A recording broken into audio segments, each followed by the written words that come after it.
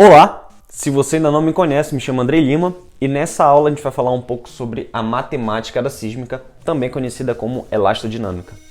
Se você quiser aprender um pouco mais sobre esse assunto, não esquece de curtir esse vídeo, compartilha ele com alguém que está aprendendo sísmica e vem aprender um pouco mais comigo sobre matemática da sísmica.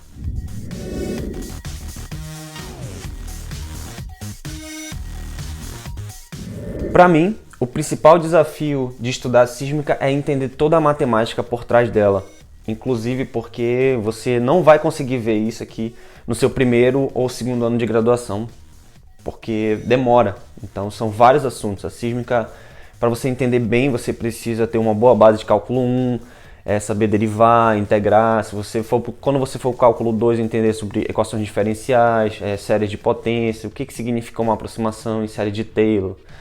Quando você for estudar cálculo 3, o que significa o diferencial, gradiente, divergente, rotacional, laplaciano, e entre outras coisas, por exemplo, transformar uma integral de linha para uma de superfície e transformar de uma integral de superfície para uma de volume. Como sair da de volume para de superfície ou de linha. Então essa conexão entre essas grandezas você vai ver provavelmente no cálculo 3.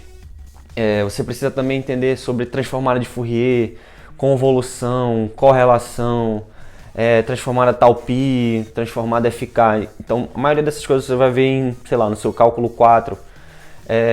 Então, muito do que eu vou falar hoje aqui vai demorar um pouquinho para você ver ainda, então não se desespere. Mas se você está fazendo uma iniciação científica, quer publicar alguma coisa, provavelmente você vai ter que aprender isso aqui sozinho ou vai ter que pedir ajuda para o seu professor, falar um pouco sobre tensor, por exemplo. Então, o que eu quero que você entenda dessa aula, que vai te ajudar bastante, é entender esse triângulo, tá? Os próximos vídeos vai te explicar como foi que eu montei o triângulo. Hoje, o que eu vou fazer? Partindo desse triângulo, o que dá para tirar dele e o que isso pode te levar a entender uns assuntos bem mais complexos, tudo bem? O que eu deixei aqui, porque eu vou precisar disso para os próximos vídeos, vai ser bastante importante, entender essas grandezas aqui e esses cálculos, né? Imagina que eu tenho um campo vetorial A e um campo escalar φ. Para os próximos vídeos eu vou precisar que você entenda o que é um diferencial, né? Um diferencial de um campo vetorial A é dado por isso, por essa expressão. O gradiente de uma função escalar, de um campo escalar, é dado por essa expressão. O divergente de um campo vetorial é dado por essa expressão. Eu vou precisar disso nos próximos 2 vídeos. O rotacional desse campo vetorial é dado por isso. Ou também, você pode encontrar isso como se fosse um determinante dessa seguinte matriz aqui. Essa matriz aqui. Se você calcular o determinante dessa matriz, você vai chegar nessa mesma expressão. Tá? Você também pode calcular o laplaciano para o campo escalar, que é dado por essa expressão. Isso que é bastante importante para a aula de hoje é que o laplaciano nada mais é do que um divergente de um gradiente. Divergente do gradiente vai dar o laplaciano.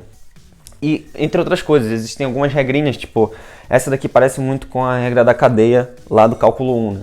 Quando você calcula o divergente desse produto, tem essa expressão. Quando você calcula o rotacional do produto dessas duas funções, de uma função escalar e uma vetorial, vai dar isso aqui. Então, isso aqui eu vou precisar no terceiro vídeo. Algumas regrinhas são importantes, por exemplo, o rotacional de um gradiente é igual a 0, ou o divergente de um rotacional é 0, ou o laplaciano de um campo vetorial. Esse aqui é o laplaciano de um campo escalar, esse aqui é o laplaciano de um campo vetorial, dado por isso. E vocês vão ver que eu vou manipular a equação da onda para o caso isotrópico, equação da onda elástica para o caso isotrópico, usando isso daqui, essa expressão aqui, onde eu tenho o laplaciano de A, eu posso trocar pelo gradiente de divergente de A menos o rotacional do rotacional de A. Então essas são algumas das expressões que eu vou precisar para as próximas aulas. Então, se você está no começo da graduação, não se preocupe, eu vou tentar explicar nos próximos vídeos, tudo bem? Como você pode ver, todas essas continhas eu estou mostrando no sistema cartesiano, né? X, Y, Z, mas você pode também botar essas grandezas em outras coordenadas polares, coordenadas cilíndricas e outras coordenadas ortogonais. Então, além de você saber todas essas contas que eu falei no começo do vídeo, você precisa entender também como transformar de sistema ortogonal para o outro. Então aí você vai estudar um pouco sobre o jacobiano, como transformar coordenadas de um sistema para o outro. Então Aí que entra a ideia dos tensores. Quando você for estudar tensor, você vai entender por que é melhor trabalhar com o tensor, porque isso eu posso fazer de uma maneira mais elegante usando os tensores. Então vamos lá. O que eu quero que você entenda da aula de hoje é que eu demorei bastante para entender a relação entre tensão, deformação e deslocamento. Então, você entender a relação entre eles, a relação entre tensão e deformação eu chamo de lei de Hooke, a relação entre deformação e deslocamento eu chamo de relação de Cauchy, e a relação da tensão com o deslocamento eu chamo de segunda lei de Newton. Então, alguns professores focam em explicar alguns detalhes sobre esse cara, alguns detalhes sobre esse, alguns detalhes sobre ele, falar das relações, mas nunca juntam em um só triângulo que eu gosto de chamar de o triângulo da elastodinâmica, tudo bem? E aqui nesse triângulo já tem uma das ideias que eu quero que você leve para casa, é você entender a notação, né? Você vai ver ou em notação indicial, ou você vai ver em notação vetorial. Então, eu coloquei aqui para vocês a relação de Cauchy, dado por essa expressão em notação indicial, ou você vai ver em notação vetorial, dado por isso daqui. Assim como a lei de Hooke também, eu coloquei em notação indicial, como também na vetorial. A segunda lei de Newton é indicial e vetorial, tudo bem? Então, o que eu quero tirar dessa primeira relação aqui? Eu vou falar algumas coisinhas, algumas delas eu vou explicar nos próximos vídeos, mas o que eu posso já tirar desse triângulo aqui? Primeiro ponto esse cara aqui, esse tensor, que é o tensor de deformação, ele é dito simétrico. A gente vai ver nos próximos vídeos por que ele é simétrico, mas agora eu quero só que vocês entendam o que isso significa. Significa que o EKL, esse tensor EKL, é igual ao se eu trocar o índice. Então, se eu disser que é LK, eles são iguais. Então, esse cara é simétrico. Dito isso, se eu trocar K por L ou L por K, não importa aqui. Então, eu vou dizer que ao invés de LK, eu vou trocar K por L. Então, vai ficar UK,L mais UK,L. Então, vai ficar 2UK,L dividido para 2, vai dar só 1K,L. Então, eu posso dizer, devido à simetria do tensor de deformação, que EKL é igual a UK,L. Tudo certo? A segunda coisa que eu vou afirmar é que eu conheço quem é esse CJKL. Eu ainda não falei, mas esse cara aqui é o tensor dos parâmetros elásticos. É ele que diz como que o meio vai deformar de acordo com a tensão. Então, de acordo com a tensão que eu aplico no meio, ele vai deformar de acordo com os parâmetros elásticos. Então, você deve lembrar dessa expressão aqui para força elástica, uma mola. Então, força elástica é menos Kx. Então, eu tenho uma força aplicada numa mola que... O que vai acontecer com a mola? A mola vai deformar, né? Então, se eu tenho uma mola aqui e puxar ela vai deformar de acordo com as propriedades do material. E esse K aqui, que é o parâmetro elástico, nesse caso aqui, é o mesmo, tem a mesma ideia, só que no mundo tridimensional, que é o CJKL, tudo bem? Então, o que eu vou falar agora? Para um meio acústico, tudo bem? Para um meio fluido, eu sei quem é esse cara aqui. Eu vou dizer que ele é dado por isso aqui. CJKL é igual a K, que é o módulo de incompressibilidade, delta IJ, delta KL.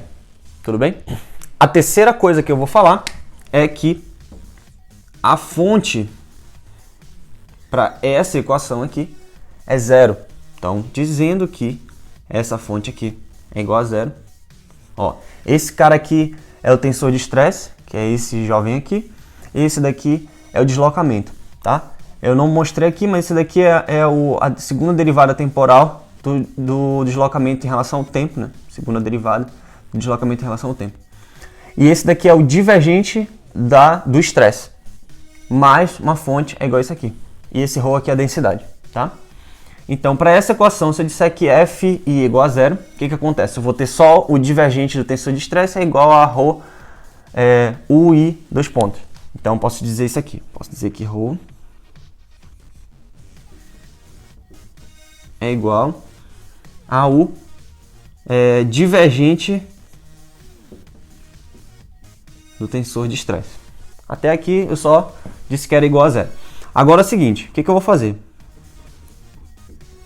quem é o tensor de estresse? O tensor de estresse é dado por essa expressão aqui, que é a lei de Hooke. Então vou colocar aqui, lei de Hooke. CJKL é KL. Até aqui. Só que tem um J aqui que é o divergente. Tá? Agora, fica ligado. Olha o que eu vou fazer.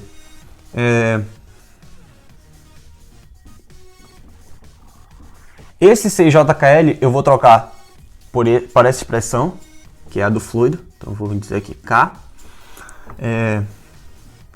Delta IJ delta KL. E esse é KL. Lembra que eu falei, devido à simetria dele, eu posso trocar pelo UKL, né? Então aqui, ó.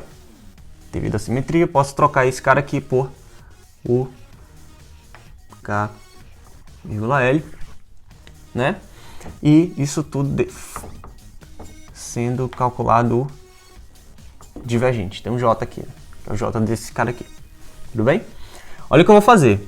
Agora entra o seu conhecimento sobre tensores, né? Eu vou pular, vou falar bem rápido aqui, mas o que eu quero que você entenda daqui? Eu vou só repetir o K. Agora é o seguinte. Tá vendo? Esse delta aqui tá me dizendo que o K é igual a L. Resumidamente é isso. K é igual a L. Então, onde tem K, posso trocar por L, ou onde tem L, eu vou trocar por K. Que é o que eu vou fazer. Então, eu vou dizer assim. U, K. Como K é igual a L, eu vou dizer que L é igual a K aqui. Só troquei. E esse cara aqui está me dizendo que I é igual a J. I é igual a J, então posso trocar aqui. Esse cara aqui, ao invés de J, posso colocar I. Tudo bem? E aí, vem uma outra suposição. Qual é a suposição? A suposição é que esse cara aqui, que é o módulo de incompressibilidade, para o meio fluido, ele não depende, ele não varia com o espaço.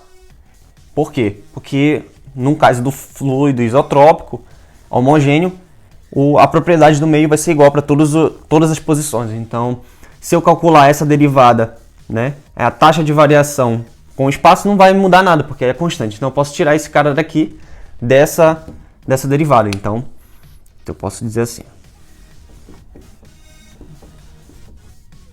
Eu posso tirar esse aqui, é uma constante. E esse cara aqui vai ficar assim. U, K, vírgula K. E aplicando de novo a outra derivada vai ficar KI. Então, eu não sei se você lembra, isso daqui era o gradiente. Antes era o gradiente de U. Né? Gradiente de U. Isso é o gradiente e isso por fora era o divergente. Então, o divergente de um gradiente é o laplaciano. Então, posso trocar isso aqui pelo laplaciano. Então, vai ficar assim.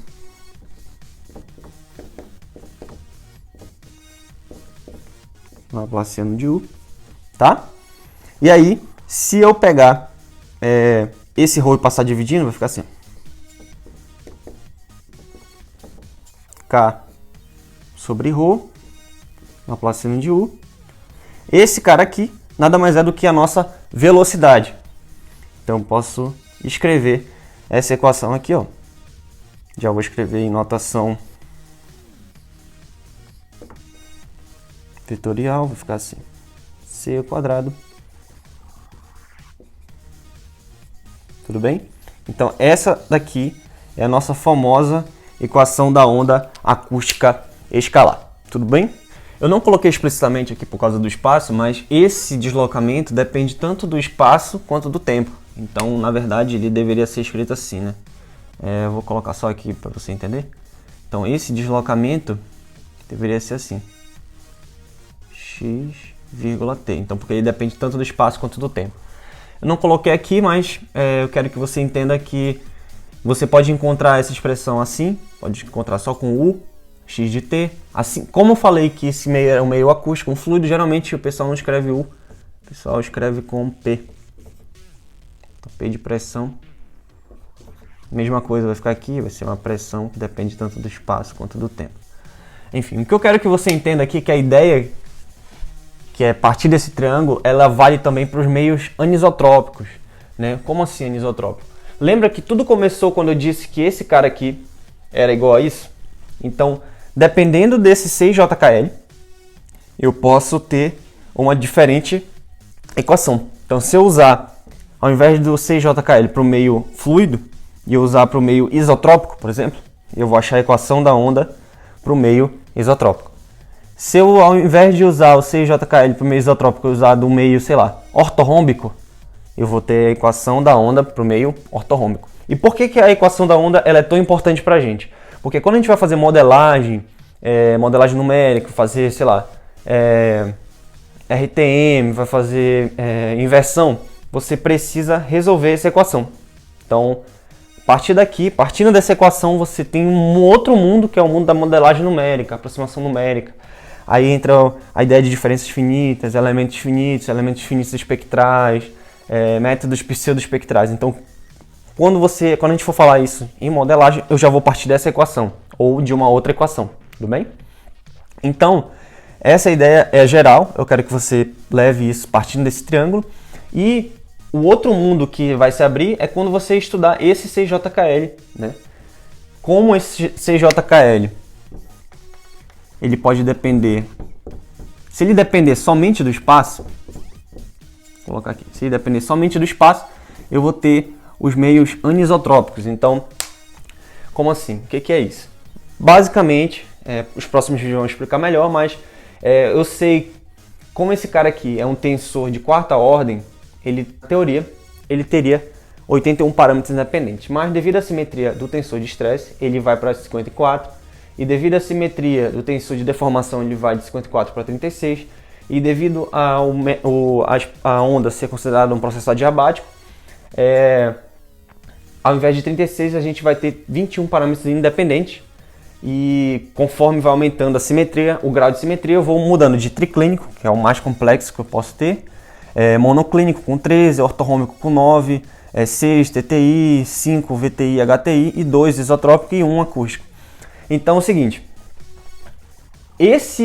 a ideia de mudar só o 6JKL e encontrar uma outra equação vai abrir as portas para o mundo da anisotropia, tá? Que é a variação da propriedade física, no caso aqui a velocidade, com a direção. Mas conforme vai aumentando o grau de complexidade, além da velocidade, dependendo da direção, os parâmetros de Thomson vão variar com a direção. Então, esse é um outro mundo que vai se abrir quando você estudar anisotropia. Tudo bem? Um outro mundo se abre quando esse cara aqui, 6JKL, depende também do tempo. E aí o que vai acontecer? O estresse e a deformação vão depender do tempo. Então a gente diz que o meio já não é mais elástico, a gente diz que o meio é viscoelástico. E aí, para entender isso, é só lembrar daqueles travesseiros da NASA, né, que você aperta ele, e ao invés dele voltar instantaneamente, né, assim como uma mola, ele demora um pouco para voltar ao seu estado original. Então, a taxa, o estresse, naquele instante de tempo, não depende só do estresse momentâneo, ele depende da história da deformação, depende da história do estresse anterior àquele ponto. Então aí a gente vai chegar no mundo da viscoelasticidade. E aí o que eu quero que você entenda? A única coisa que vai mudar, além disso, né, claro, é que esse cara aqui, ele pode, agora, ao invés de ele depender somente dos parâmetros elásticos, ele vai ao invés de ele depender somente da taxa de deformação, ele vai depender da taxa de deformação com o tempo. E aí vem um outro mundo, que é o mundo da viscoelasticidade, que aí entra vários modelos para isso daqui. Para quem estudou associação de molas em série ou em paralelo, é a mesma ideia, né? A gente calcula a força, calcula os parâmetros elásticos quando as molas estão em paralelos ou elas estão em série. Então a mesma coisa acontece aqui. Você tem os modelos elásticos, esse caso aqui, tem um modelo viscoso, que eu tenho um amortecedor aqui. Eu posso ter o que a gente chama de modelo de Maxwell, quando eu tenho uma associação desse cara viscoso com um modelo elástico, então uma mola aqui. Um amortecedor com a mola eu chamo de Maxwell em série, se tiver em paralelo eu chamo de Voigt. Se eu combinar o Voigt em série com o elástico, eu tenho o que a gente chama de sólido linear padrão. Enfim, é um outro modelo viscoelástico. Se você pegar o modelo de Maxwell e colocar em paralelo com o elástico, também tem um outro tipo de sólido linear padrão. Enfim, o que eu quero que você entenda aqui é que, dependendo desse cara aqui, Dependendo desse cara aqui, eu posso ou ir para o mundo só da anisotropia ou para o mundo da viscoelasticidade. Então, o que eu quero que você entenda desse triângulo? Ele vai te levar para vários mundos, inclusive, por exemplo, aqui. Quando esse cara aqui, quando essa fonte, por exemplo, for uma fonte impulsiva, que a gente diz impulsiva e pontual, então ela existe só numa posição específica, num tempo específico, a gente vai encontrar, ao invés de U, a gente vai encontrar G, que é a função de Green. Então, e a função de Green é usada para várias coisas também, até mesmo em imaginamento. Então, esse triângulo é fundamental para você entender daqui para frente a sísmica. Claro que para entender o triângulo você precisa de muita matemática. E aí vem a minha primeira dica de livros para você estudar isso, tudo bem? O primeiro livro que vocês vão ouvir falar é um livro para mim que é muito avançado para quem está no começo da graduação, que é esse daqui, que é o Aki Richards, que é esse Quantitative Seismology. É um livro muito pesado, até hoje eu não consigo entender direito esse livro, então não é recomendado para quem está no começo da graduação. Para quem assistiu os vídeos anteriores, viu que tem uma parte bem legal aqui para quem está no começo da graduação, que é o Glossary of Waves, que tem vários tipos de ondas aqui, que você pode checar a definição. Tem umas coisas bem legais, alguns desenhos bem legais aqui, mas não é o mais indicado para você aprender matemática. Tem alguns outros livros que são muito fáceis já não falam muito sobre isso daqui, vai mais para a parte da geometria e tal. Para mim, um dos melhores livros que eu encontrei até hoje para falar sobre isso é um livro que foi lançado esse ano. É esse aqui, que é Seismic Wave Theory. É um livro muito bom. Eu já li ele 2 vezes, porque ele é muito bom mesmo. Ele tem vários tópicos aqui, eu posso citar alguns, mas assim, a maneira como ele explica é bem legal, porque ele dá uma introdução, ele vai num nível médio e em alguns assuntos ele vai até no nível bem avançado, mas geralmente é do nível médio básico, então é básico médio. Então se você está no começo da graduação, pede para o seu orientador te ajudar a ler ele, e aí você vai com certeza decolar na sua orientação acadêmica, sei lá, que diabo que você for fazer, tá? Então ele começa o capítulo 1 que fala de vetores, tensores, transformados de Fourier, depois ele vai para o capítulo 2, tensão, deformação e ondas, depois ele vai reflexão e transmissão de onda P, que são os próximos vídeos, a gente vai falar, ondas de superfície, head waves, ondas e meios heterogêneos, transformadas de dado, né, que é o domínio de Fourier, transformada tau pi, o domínio tau pi, tá? Sismogramas sintéticos, migração sísmica, ondas planas em meios anisotrópicos e o capítulo 10, ondas planas em meios anelásticos ou viscoelásticos aqui. Então, é um livro excelente para quem está lendo a primeira vez sísmica, porque ele, tipo, 90% do vocabulário dele você vai encontrar em outros lugares, em outros artigos, em outros livros, de uma maneira provavelmente bem mais complexa do que ele está falando aqui. Então é um livro que eu recomendo. Eu espero que a ideia da aula tenha sido passada. Eu espero que você tenha gostado desse triângulo. É muito importante entender esse triângulo, porque ele vai te abrir as portas para outros caminhos. E se você gostou dessa aula, não esquece de curtir esse vídeo, compartilha com alguém que está aprendendo sísmica. E eu espero você nas próximas aulas, onde eu vou explicar um pouco sobre como eu cheguei nesse triângulo. Tudo bem? Um grande abraço e até a próxima. Tchau, tchau.